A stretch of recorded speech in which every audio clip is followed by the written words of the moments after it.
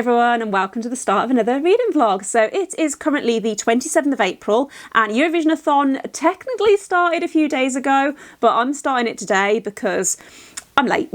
For anyone who doesn't know, Eurovisionathon is a readathon that's hosted by Helen from Helen's Book Haven. I'll leave a link to her announcement video down below in case you wanted to check it out. But essentially the idea is that you read books to represent the different countries that are taking part in the Eurovision Song Contest. And then however those countries perform on the night of Eurovision, you earn points based on the books that you've read. I was originally thinking about doing weekly vlogs instead of one long vlog, but I think that it's just going to be easier if I do one video, and I probably won't update every day. I'll probably do updates kind of sporadically throughout the month. But yeah, the first two books that I'm planning to read for the readathon are A Man Called Uwe by Fredrik Backman, which I'm planning to read for Sweden. And then what's the other one that I'm reading? Lullaby by Leïla Slimani, which I believe was originally published in French. But yeah, I think that's everything that I wanted to say in this intro. I'm going to go for my walk now because I'm on my lunch break, and I'm going to make a start on Lullaby because the audiobook for that is actually available on Scribd, and I think it's only about 5 hours long or 7 hours long, so I should be able to read it quite quickly throughout this week if I listen to say half an hour a day. So yeah, I'll probably do another update once I can tell you more about what the book is actually about.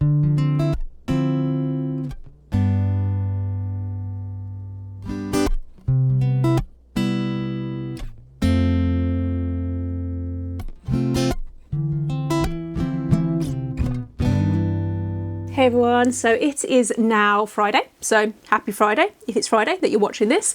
I wanted to do a quick update because I have started both Lullaby by Leïla Slimani and A Man Called Uwe by Fredrik Backman, so I thought I would just quickly tell you what the books are about. I'm about halfway through Lullaby, I would say, and this is a really hard book to describe because I don't know, I think I am enjoying it. I really like the narration on the audiobook. I think that the narrator's doing a really good job of building the tension and the atmosphere. So in the very first chapter, you learn that this nanny has murdered these two children that are in her care. Like, that's not a spoiler. I think it's actually written on the back of the book. The descriptions are quite graphic, so I would just kind of say that as a content warning. But the book then flicks back in time, so you see this nanny and you get a glimpse into her past, but then you also see the mom's point of view and how she's returning to work as a lawyer, and that's why her and her husband hired this nanny in the first place. I don't know whether it's the kind of book that you're meant to read to enjoy. Like I said, the audiobook narrator is doing a really good job. I think that if I wasn't listening to the audiobook, I would have DNF'd this. I'll probably finish it over the weekend and then I'll let you know next week what I actually thought of it. But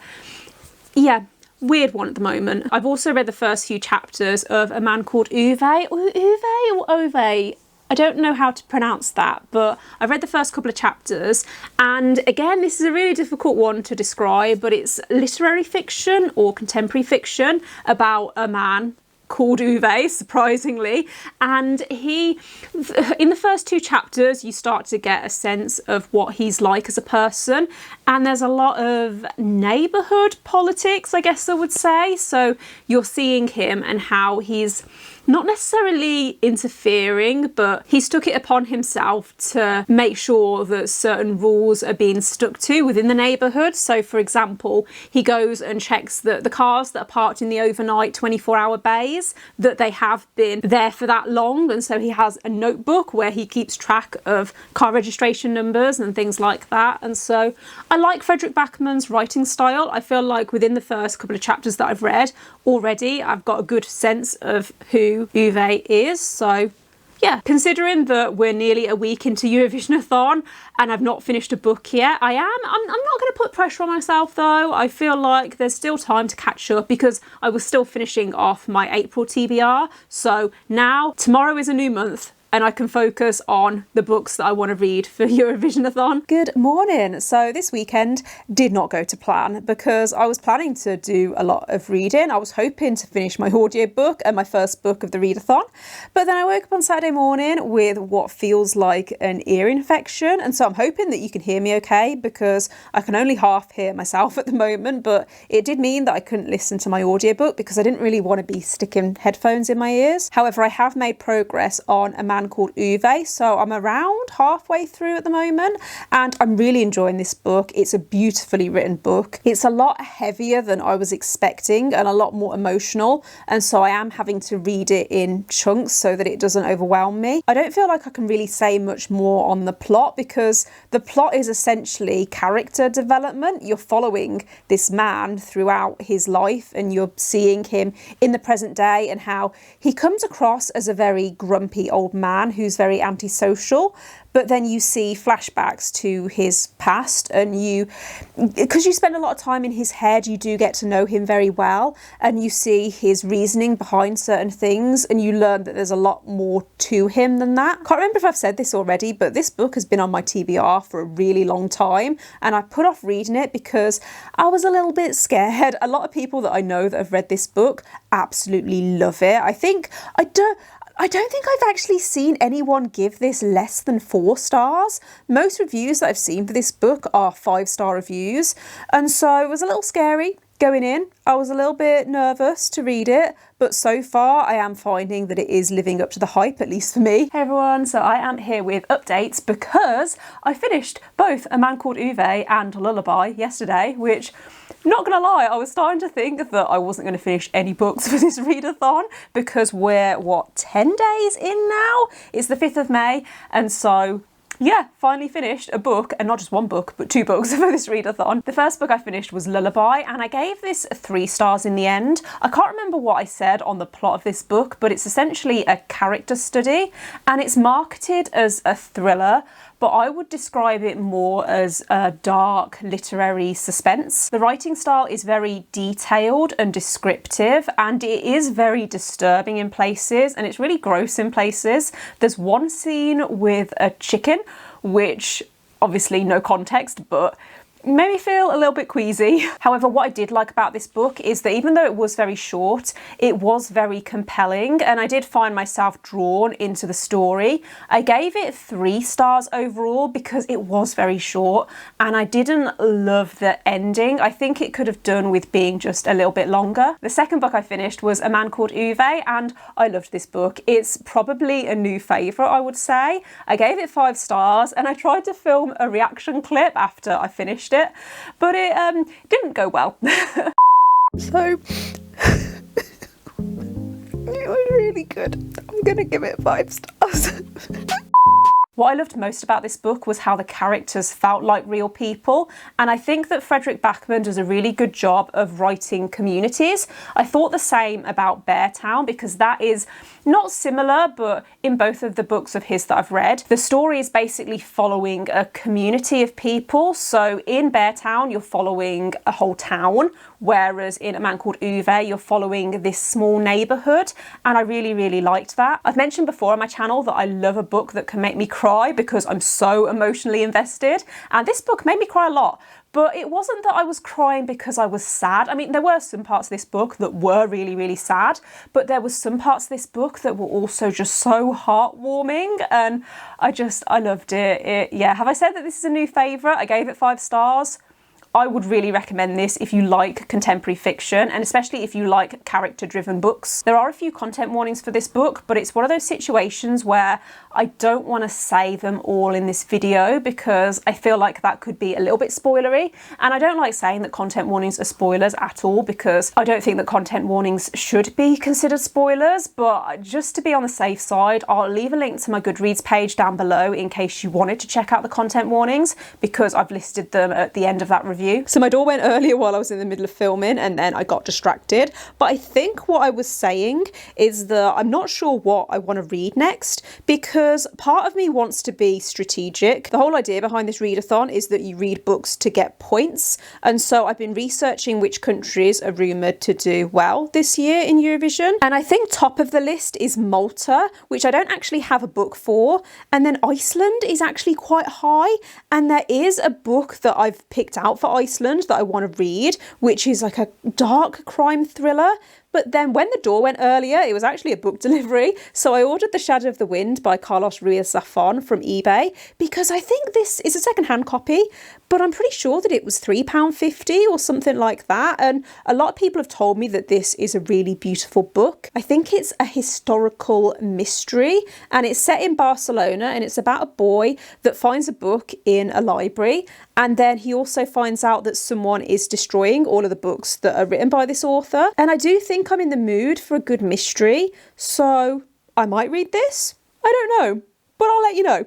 Hey everyone, so there has been a slight change of plan because I think in my last clip I said that I was going to start The Shadow of the Wind, but I've realised that, so this weekend I'm going to be starting a buddy read for Malibu Rising by Taylor Jenkins Reid, and I'm not reading that for Eurovisionathon, I'm reading it because I have an ARC through NetGalley, and so I need to read it to review it before it comes out. I'm buddy reading it with Vish from Books with V, and we've broken it down into chunks, so we're going to be reading around 5 chapters a day. So I wanted something that I could read alongside it, but I didn't want something that was too similar. I wanted something with a completely different vibe. So the book that I decided to go for is Snowblind by Ragnar Jónasson, which is the book that I'm reading for Iceland. And it's the first book in a series. I think it's called the Dark Iceland series. I'm already about 20% of the way through and I am enjoying it so far. I'm reading it quite quickly. It's basically a crime thriller that follows this man who is just about to qualify as a police officer, and he accepts a job working in this remote village in northern Iceland. He's from Reykjavik originally, and I am, like I said, enjoying it at the moment. There's a little bit of relationship drama that's going on that I'm not really vibing with. The guy basically left his girlfriend back in Reykjavik to accept this job, and so they're arguing and stuff, and she doesn't like that he accepted the job without consulting her, which fair point, like I'm on her side to be fair, but at the same time, she's being a bit unreasonable considering that the time that this book is set, there's a recession going on, and so there's a lack of jobs, and it's okay, but I'm getting to the part now where I think there's going to be a murder mystery introduced, so looking forward to that. I do think that I am going to enjoy this overall. I really like the isolated setting, and because I have been to Iceland, it's one of my favourite countries that I've ever visited. I went in 2016 with one of my friends, and it's such a beautiful country, and I'll see if I can find some photos actually and put them on the screen here, but I just love that this book is making me feel like I'm back in Iceland. A lot of TV shows are filmed in Iceland, like Game of Thrones. We actually did a Game of Thrones tour while we were there, and you can definitely see why, because it's like being in a completely different world. Okay, so I have now finished my third book for this readathon, which was Snowblind by Ragnar Jónasson, and I gave this book 4 stars. I really enjoyed it. There was just something about the story that really gelled with me, and I'm really struggling to form words around why I liked it so much, because on paper it's not the kind of thriller that I would usually enjoy. The beginning is really, really slow, and I think that some people might find that boring, but I liked it. I really liked the build-up and the way that it fleshed out and introduced us to this small rural community where everyone knows everyone. It's very character-driven, and usually I prefer plot-driven thrillers, but yeah, there was just something about it that was just working for me. I will say that the plot doesn't really kick in until around the 50% mark, but I was pleasantly surprised by the ending and the way that certain questions were answered, and there was a few reveals. I don't think it's spoilery to say that this book has twists because it's a crime thriller. It's a mystery, you kind of expect it, but there were a few surprises. There were a few things that I didn't quite see come in, and so I definitely enjoyed that. I did a bit of research into this author, and I found that he actually translated a load of Agatha Christie's books into Icelandic, and he said in interviews that Agatha Christie was a huge inspiration for him with his writing.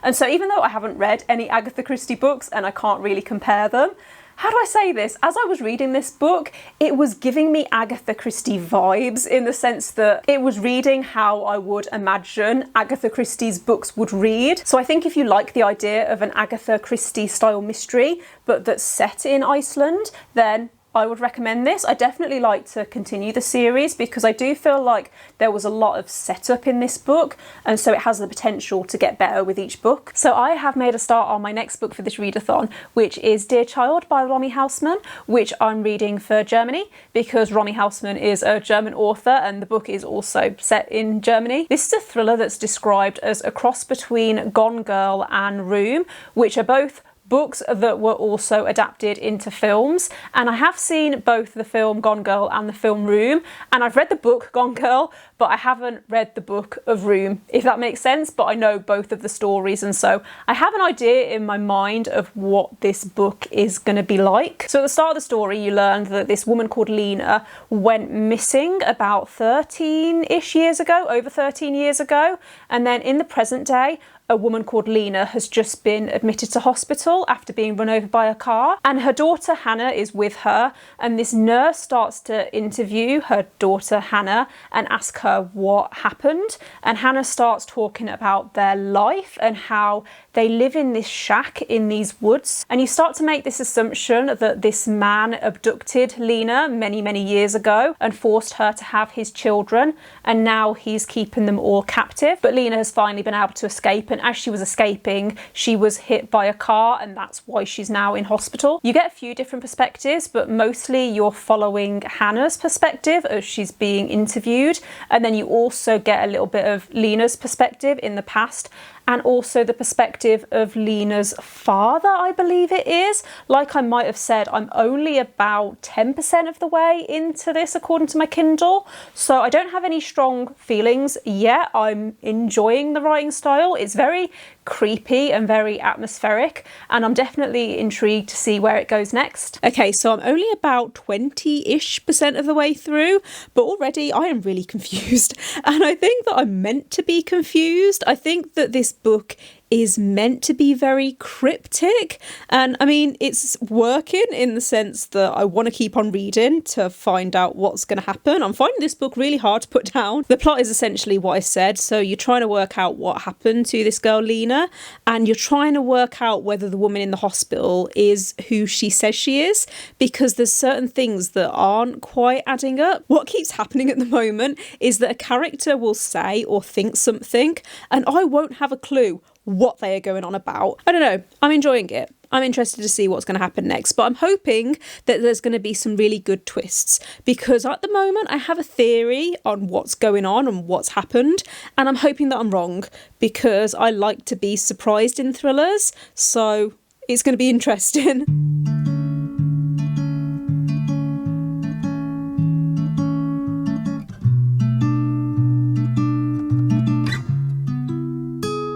Good morning. So it is currently Saturday, the 15th of May, and I have been reading this week, but I haven't really been updating this vlog because I've had a lot of stuff going on, and I'm not going to go into it in this vlog, but this week has been a bit stressful. But I did manage to pop to the library earlier this week, and I picked up 2 books that I reserved for this readathon, although I don't actually know whether I'm actually going to get round to reading them before the end of the readathon, because we've only got a week left now, which only occurred to me today. So yeah, the 2 books that I picked up were The Miniaturist by Jessie Burton, which I was going to read for the Netherlands. I think this is historical fiction that's set in Amsterdam. Wow, I can't say that word. It's historical fiction set in Amsterdam.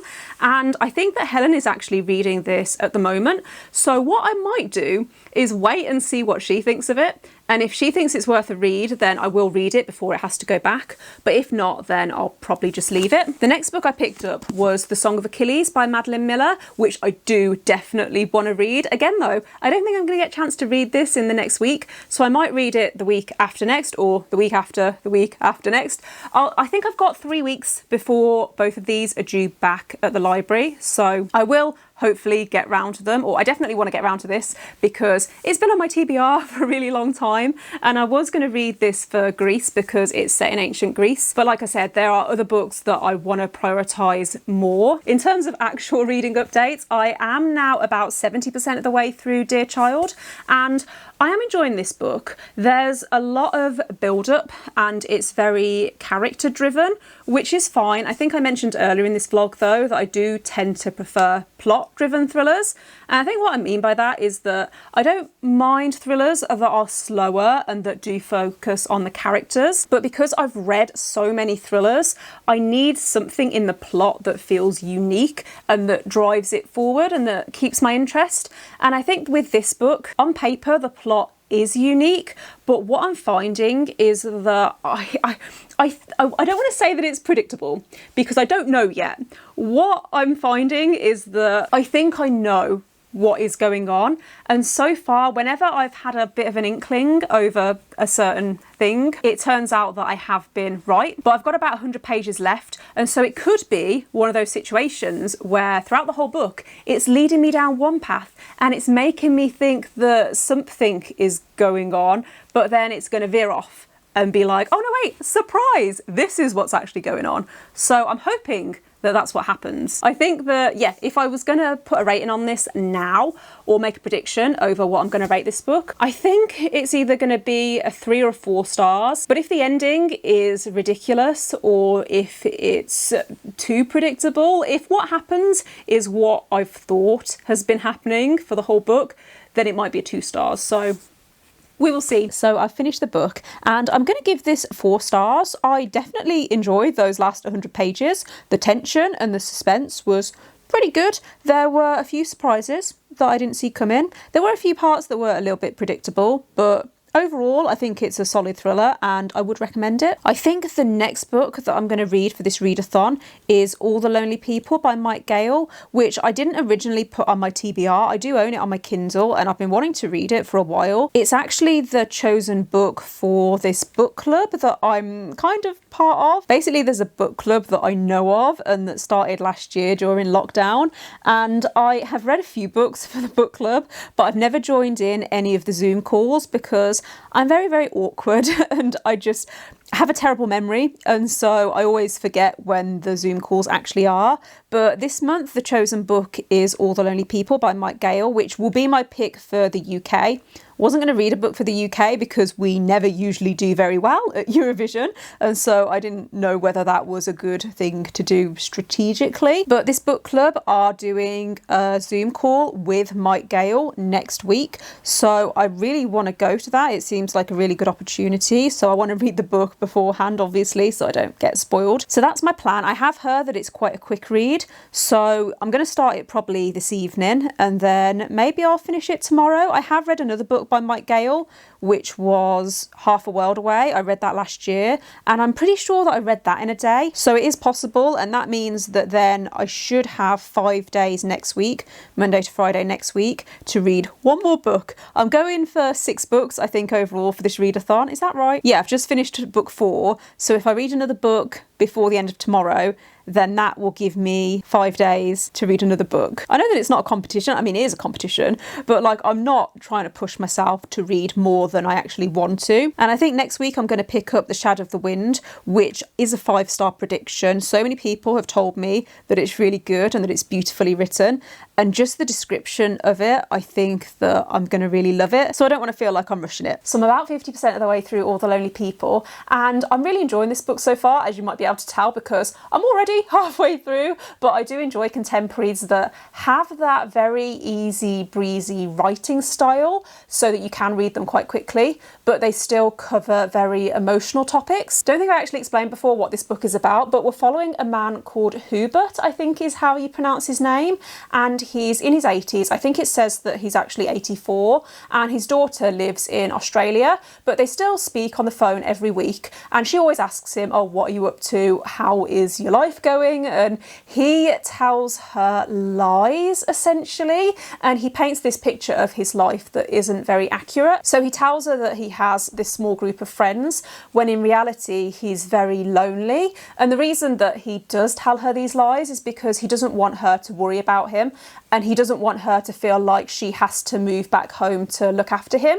But then at the very start of the book, she surprises him and tells him that she's coming to visit in 4 months. And so he's put in this position where he has to make friends because he doesn't want her to come over and realise not only that he's been lying to her, but also that he's completely alone. And again, like I think I said, he doesn't want her to feel like she has to move home and give up her career and her life in Australia to look after him. You also see into his past and how he moved to England from Jamaica in the 1950s, and you see the way that he was treated and the racism that he experienced. The main reason I wasn't planning to read this book this month is because I'd already planned to read A Man Called Ove, and they sounded very similar from the summaries. However, what I'm finding is that the characters and their personalities are very different, and so I'm not getting confused or anything like that. I actually think that if you like one, then you could possibly really like the other. However, as you will have seen earlier in this vlog, I did give A Man Called Ove 5 stars, so could this be another 5 stars? We'll see how it goes. I'm not sure when I last updated this vlog, but I think it was over the weekend when I was still reading All the Lonely People by Gayle. So I finished the book and I loved it. I gave it 5 stars because it made me cry, and if a book can make me cry, then usually that means that I will give it 5 stars, because I love a book that can have that emotional impact on me, and this got very emotional towards the end. It went in a direction and there were certain things that happened that I was not expecting. So yeah, really looking forward to the Zoom call with the author and the book club tonight. Would definitely recommend this if you haven't read it already and you like emotional contemporaries. I have now also moved on to my next book for this readathon, which I think is actually going to be my final book that I'm going to get around to reading this week, and that is The Shadow of the Wind by Carlos Ruiz Zafón. I know that I mentioned this earlier in the vlog and I can't remember what I said on the plot, but this is a very atmospheric historical mystery. So it starts in 1945 in Barcelona, and we're following this boy called Daniel, whose dad takes him to this library of forgotten books, and he tells him that he can pick out any book that he wants and that book will become his responsibility. And the book that he picks out is called The Shadow of the Wind, and it's by an author called Julian Carax. It turns out that a lot of people have an interest in this author, and a lot of their books have been destroyed, and actually the copy that Daniel has might be the last book by this author that actually exists. So I might have said I'm only about 37 pages in. I read, like the first section last night, and I like the writing style. It is very slow paced, and I have a feeling it's going to be very character driven. I think we're going to be following Daniel over many, many years, because already in this first section 5 years have passed, but I'm intrigued to see where it goes. I'm hoping that I can read 100 pages tonight and then 100 pages tomorrow. What day are we on? I think it's Wednesday at the moment. Yeah, it is Wednesday. So I'm hoping to read 100 pages tonight, 100 pages tomorrow, 100 pages on Friday, and then hopefully finish the book on Saturday before the deadline. So yeah, so I think I said in my last clip that I was enjoying the writing style in The Shadow of the Wind, and that isn't true. I don't think it's a bad writing style. It is still everything that I said. It's very beautiful and very atmospheric, but I'm also finding that it's taken me out of the story, and it's making me feel like I'm on the outside looking in. And with a book like this that's very character driven and that is very atmosphere driven, I want to feel like I'm inside the story, and I want to feel like I can picture the setting and I can picture what's happening. And I'm really struggling with this book. I've really struggled to get through these first 200 pages, and I've got about 200 pages left that I need to read by tomorrow if I want to count this book for the readathon, and I don't know if I'm going to be able to do it. Another thing that I've noticed about this book is that the way that Daniel is trying to investigate what happened to this author is that he's interviewing people and he's speaking to people that have pieces of the puzzle that he is obviously trying to fit together. And so every so often he'll meet someone and I won't know if that person is relevant and if I need to pay attention to what they're saying. But I'm finding there's these huge chapters of this person describing something that happened, and some of it is interesting, but a lot of it is quite boring and I don't really feel any real connection to Daniel as a character. I don't feel like I really care about him. He's not a bad main character at all, but a lot of the characters in this book don't feel very memorable and they're not really sticking out to me. I think if I had to describe this book, I would say that it's very slow paced and it is very atmosphere driven, but I am personally not really clicking with the writing.